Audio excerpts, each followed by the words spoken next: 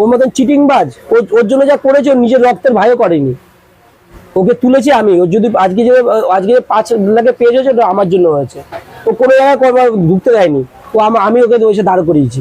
আর অস্বীকার যদি করে তাহলে ওর মায়ের পেটে জন্মই হয়নি, কুকুরের পেটে জন্ম হয়েছে। ও যদি অস্বীকার করে কোনোদিন, ওর মায়ের পেটে জন্ম, কুকুরের পেটে জন্ম হয়েছে। এত বড় কথা বললাম।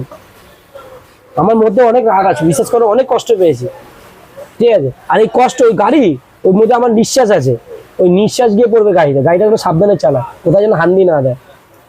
বউ বাচ্চা আছে আর ওটার মধ্যে অভিশাপ আছে আমার, ঠিক আছে। বাসি মুখে বললাম, এখনো কিছু খাইনি, সকাল समझ रहे हो आप समझ रहे हो। বলেছি তোমার জন্য আমি শুধু সকাল সকাল এসেছি। সবাই জানে, পুরো ইন্ডাস্ট্রি জানে, ফেসবুক ইউটিউব, আমি ওর জন্য কি করেছি।